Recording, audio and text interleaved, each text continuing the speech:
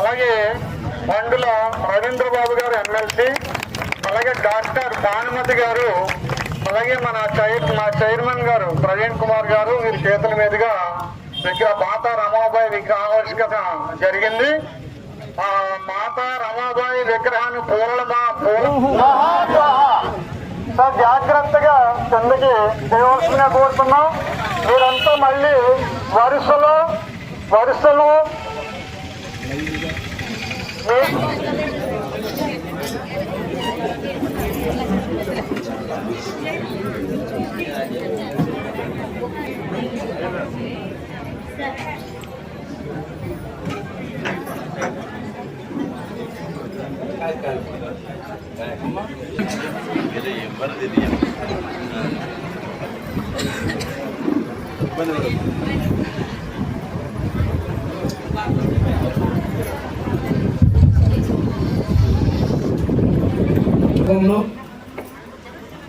మరి బాబాసాహెబ్ అంబేద్కర్ గారి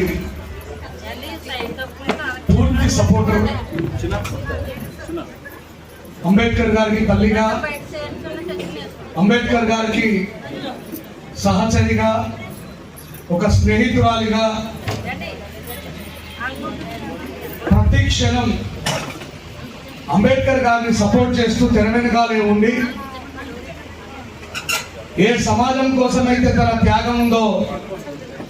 ఆ సమాజానికి తను పరిచయం కాకుండా ఉండి వెనకాలే ఉండి బాబాసాహెబ్ అంబేద్కర్ గారికి అహర్నిశలు సపోర్ట్ చేసినటువంటి తాను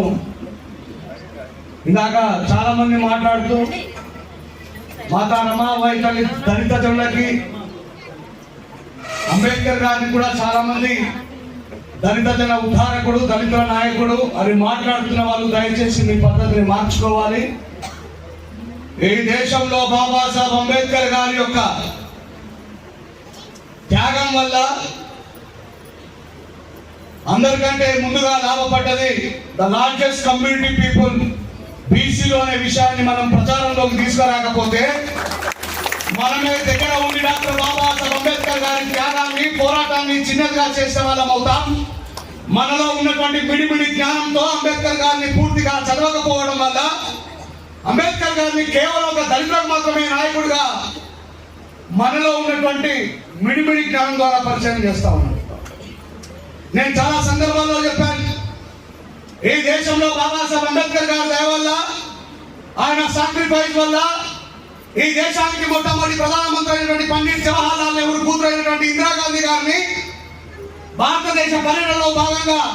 ఒరిస్సాలో ఉన్నటువంటి పూరి జగన్నాథ స్వామి ఆలయానికి ఈ దేశంలో ఉన్నటువంటి పూజారి విధానం ఏదైతే ఉందో, ఇందిరాగాంధీ గారు కాశ్మీర్ పండిట్ అయినప్పటికీ కూడా, స్వయంగా దేశ ప్రధానమంత్రి అయినప్పటికీ, దేశంలో మొట్టమొదటి ప్రధానమంత్రి పండిట్ జవహర్లాల్ నెహ్రూ కూతురు అయినప్పటికీ కేవలం ఒక విధవరాలన్న కారణంగా గుళ్ళోకి రానివ్వకపోతే, ఒక సద్బ్రాహ్మణురాలి గుళ్ళోకి రానివ్వకపోతే ఆమెని పార్లమెంట్ లోకి రప్పించగలిగింది బాబాసాహెబ్ అంబేద్కర్ గారు రాసిన భారత రాజ్యాంగం అని చెప్పారు. ఒకవైపు బాబాసాహెబ్ అంబేద్కర్ గారు లేకపోతే ఇందిరాగాంధీ గారికి గుడిలోకి ప్రవేశం నిరాకరించబడితే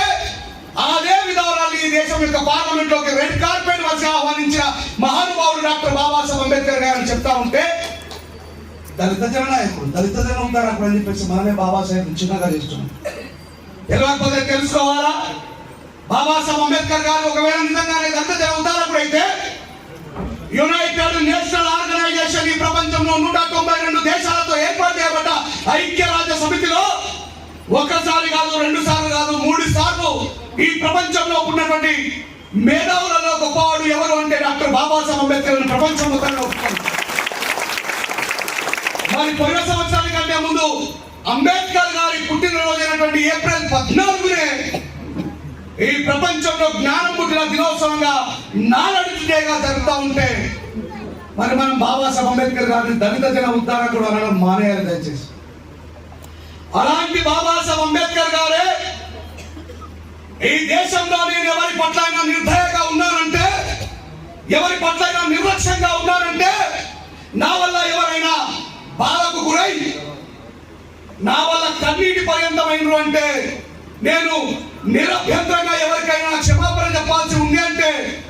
అది కేవలం నా భార్య రమాబాయి తల్లికి ఆయన బాబాసాహెబ్ అంబేద్కర్ గారు అన్నారు.